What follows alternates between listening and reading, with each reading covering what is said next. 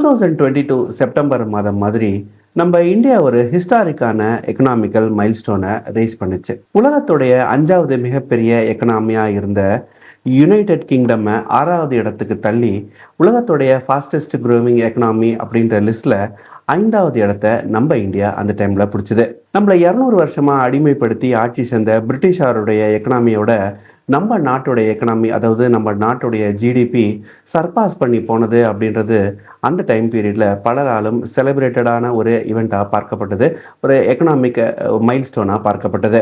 அந்த டைம் பீரியட்ல எக்ஸ்பெக்டேஷன் என்னவா இருந்தது அப்படின்னா, 5வது இடத்துக்கு நாம் வந்துட்டோம், ஏன் நம்மளால் 4வது இடத்துக்கோ 3வது இடத்துக்கோ போக முடியாது அப்படின்ற அடுத்த இலக்கை, அதாவது அடுத்த மைல்ஸ்டோன் நோக்கி நம்ம இந்தியன் எக்கனாமி நகரும் அப்படின்னு சொல்லி நிறைய பேர் ஆன்டிசிபேட் பண்ணாங்க.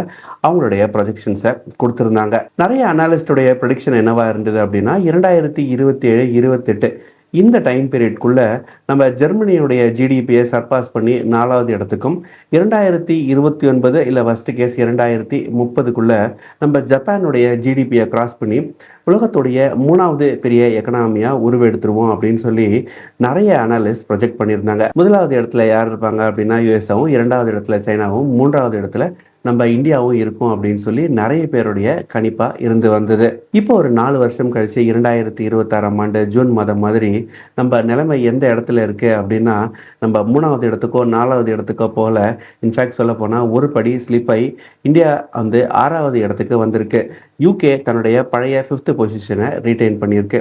எந்த ஒரு காரணத்தினால நம்ம இந்தியா 5th ஸ்பாட்லேருந்து 6th ஸ்பாட்டுக்கு வந்திருக்கு அப்படின்னா, இந்தியாவுடைய வளர்ச்சியானது தொடர்ந்து குறைந்து வருதா, இல்லை என்ன காரணங்கள்னால இந்த ஸ்லிப்பு, அதாவது ரேங்கிங்கில் ஸ்லிப் அப்படின்றத நம்ம டீட்டெயிலாக இந்த வீடியோவில் பார்க்க போகிறோம். 5th பிளேஸ்லேருந்து 6th பிளேஸ்க்கு நம்ம எக்கனாமி தள்ளப்பட்டிருக்கு அப்படின்னு சொல்லும்போது நிறைய பேருடைய மைண்டில் வந்து ஒரு சில கேள்விகள் வரலாம், எனக்கும் வந்தது.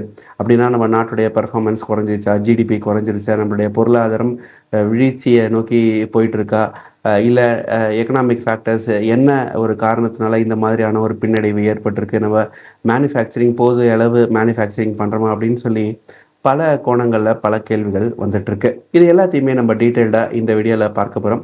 இந்த தகவல் எல்லாத்தையும் டீட்டெயிலாக பார்க்கறதுக்கு முன்னாடி இந்த ரேங்கிங்கை யார் வெளியிடுறாங்க, எப்படி இந்த எக்கனாமிக் ரேங்கிங்கை அவங்க கணக்கிடுறாங்க அப்படின்றத ஃபஸ்ட்டு நம்ம தெரிஞ்சுக்கிட்டோம் அப்படின்னா, அதுக்கப்புறம் இந்தியா நிஜமாகவே பின்னுக்கு போயிருக்கா, நம்மளுடைய க்ரோத் பின்னுக்கு போயிருக்கா, இந்தியா வளருதா வளரலையா, எதனால் இந்த ஸ்லிப்பேஜ் போன்ற பல்வேறு விஷயங்கள் நம்மளுக்கு கிளியராக புரிய வரும். Before we go in to the main topic, இந்த ரேங்கிங்கை யார் கணக்கிடுறாங்க அப்படின்னா, இன்டர்நேஷ்னல் மானிட்டரி ஃபண்ட் IMF தான் இந்த குளோபல் எக்கனாமிக் ரேங்கிங்கை ஒவ்வொரு வருஷமும் வெளியிடுறாங்க. இப்படி இந்த ஆண்டு இவங்க வெளியிட்ட பட்டியலில் 5வது இடத்துல இருந்த நம்ம இந்தியா இப்போ 6வது இடத்துல ரேங்க் ஆகி வருது. ஒரு நாட்டுடைய வளர்ச்சியை இவங்க எப்படி கால்குலேட் பண்ணுறாங்க அப்படின்னா, அந்த நாட்டுடைய வளர்ச்சியை அந்த நாட்டுடைய லோக்கல் கரன்சியில் மதிப்பிடுறாங்க. இப்போ நம்ம கேஸில் வந்து நம்ம இந்தியாவுடைய வளர்ச்சியை ருப்பீஸில் வந்து அவங்க எவாலுவேட் பண்ணுறாங்க. Rupee in terms of rupee economy எந்த அளவுக்கு வளர்ந்துருக்கு அப்படின்றத ஃபஸ்ட்டு அவங்க கணக்கெடுத்து வச்சுக்கிறாங்க. அதுக்கப்புறம் இந்த வளர்ச்சியானதை US டாலர்ஸில் எவாலுவேட் பண்ணுறாங்க. US டாலர்ஸ் மதிப்பீடில் நம்ம நாட்டுடைய வளர்ச்சியானது எப்படி இருக்குது அப்படின்றத கணக்கிட்டு வச்சுக்கிறாங்க. அதுக்கப்புறம் 3வதாக அவங்க யூஸ் பண்ணுற ஒரு விஷயம் ஃபாரின் எக்ஸ்சேஞ்சு, அதாவது இந்தியன் ருப்பிக்கும் US டாலருக்கும் அகெயின்ஸ்டாக அந்த ஃபாரின் எக்ஸ்சேஞ்ச் அப்படின்றது, எக்ஸ்சேஞ்ச் ரேட் அப்படின்றது எப்படி இருக்குது அப்படின்றத அவங்க தெரிஞ்சு வச்சுக்கிறாங்க. இந்த 3 விஷயங்களையும் வச்சு தான் இந்த ரேங்கிங்கை இவங்க கொடுக்குறாங்க. நம்ம நாட்டுடைய ஜிடிபி ஒரு 300 லட்சம் கோடி இருக்குது அப்படின்னு சொல்லி அசியூம் பண்ணிக்கோங்க. அதே மாதிரி நம்ம இந்தியன் ருப்பி வெர்சஸ் டாலர் இந்த வேல்யூ வந்து ஒரு 75 அப்படின்னு அசியூம் பண்ணிப்போம். இப்போ 75 கிடையாது, 90க்கு மேலே இருக்குது. ஒரு 75 இருக்குது அப்படின்னு அசியூம் பண்ணிப்போம். ஒரு சில வருடங்களுக்கு முன்னாடி 75 இருந்தது, 75 இருக்குது அப்படின்னு சொல்லி அசியூம் பண்ணிப்போம். இதை இவங்க எப்படி கால்குலேட் பண்ணுறாங்க அப்படின்னா, இந்த 300 லட்சம் கோடி டிவைடட் பை 75 அப்படின்னு போட்டால் நம்ம நாட்டுடைய ஜிடிபி வந்து கிட்டத்தட்ட ஒரு $4 trillion அப்படின்ற மாதிரி வரும். அதாவது US டாலர்ஸில் கிட்டத்தட்ட நம்ம ஜிடிபியுடைய டோட்டல் வேல்யூவேஷனை இவங்க ஒரு $4 trillion அப்படின்னு சொல்லி கணக்கிடுறாங்க. ஒரு 2 வருடங்கள் கழித்து நம்ம நாட்டுடைய வளர்ச்சியானது ஒரு 315 லட்சம் கோடியாக இருக்குது அப்படின்னு அசியூம் பண்ணிப்போம். இந்த ஒரு சிச்சுவேஷனில் US டாலருடைய மதிப்பு 90 ரூபாய் அப்படின்னு உயர்ந்துச்சு அப்படின்னு நம்ம கணக்கெடுத்துக்கலாம். இப்படி நம்ம கணக்கெடுக்கும் போது இந்த 315 lakh crores டிவைடட் பை இந்த 90 rupees அப்படின்னு நம்ம போட்டோம் அப்படின்னா நம்மளுக்கு $3.5 trillion அப்படின்ற மாதிரியான ஒரு வேல்யூவேஷன் கிடைக்கும். நீங்கள் இந்த நம்பரை கம்பேர் பண்ணும்போது உங்களுக்கு 2 விஷயங்கள் கிளியராக புரியும். நம்ம 300 லட்சம் கோடியிலேருந்து கிட்டத்தட்ட 315 லட்சம் கோடி அப்படின்ற மாதிரி நம்ம வளர்ந்து தான் இருக்கோம். நம்மளுடைய growth ஆனது பார்த்தீங்க அப்படின்னா பாசிட்டிவான டைரக்ஷனில் தான் போயிட்டுருக்கு. ஆனால் ருப்பியோடைய வேல்யூ டிப்ரிஷியேட் ஆன காரணத்தினால அந்த டைமில் 70 அந்த ரேஞ்சில் இருந்து ஒரு 90க்கு வந்திருக்கு அப்படின்னு நம்ம அசியூம் பண்ணிக்கிட்டோம் இல்லையா?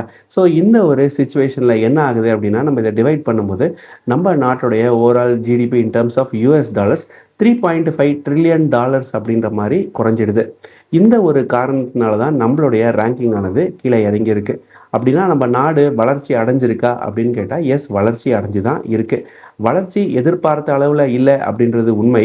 ஆனால் வளர்ச்சி அடையில வீழ்ச்சியை சந்திச்சுட்டு பின்னுக்கு போயிட்டுருக்கோம் அப்படின்ற மாதிரியான ஒரு விஷயம் அது கிடையாது. இப்போ நான் சொன்ன இந்த எக்ஸாம்பிள்லேருந்து உங்களுக்கு க்ளீனாக புரியும் அப்படின்னு நினைக்கிறேன். நம்ம நாட்டோட எக்கனாமி ஆக்சுவலாக ஒரு $3.92 trillion ஒரு $4.15 trillion வளர்ந்துருக்காருன்னா எஸ், நாட்டோடைய வளர்ச்சியானது பாசிட்டிவான டைரக்ஷனில் மூவ் ஆயிருக்கு அப்படின்றதுல எந்த ஒரு டவுட்ஸுமே இல்லை. பட் ருப்பி டிப்ரிஷியேட் ஆன காரணத்தினால இந்த அமைப்பு, அதாவது இந்த ஐஎம்எஃப் இதை யூஎஸ் டாலர்ஸில் கணக்கிடுற ஒரு காரணத்தினால நம்ம நாட்டோடைய கரன்சியோடைய வேல்யூ டிப்ரிஷியேட்டே கிட்டத்தட்ட 92 93 போயிடுச்சு. போன மாதம் மாதிரி ₹96 அப்படின்ற அளவில் கூட போச்சு. ஸோ இந்த டிப்ரிஷியேஷனின் காரணமாக இவங்க இந்த ஃபார்முலா யூஸ் பண்ணி கணக்கிடுறதுனால நம்மளுடைய ரேங்கிங் ஆனது குறைஞ்சிருக்கு. மற்றபடி நம்மளுடைய வளர்ச்சி நம்ம பின்னுக்கு போக ஆரம்பிச்சிட்டோமா, பொருளாதார வீழ்ச்சியை சந்திக்க ஆரம்பிச்சிட்டோமா அப்படின்னு கேட்டால் இல்லை.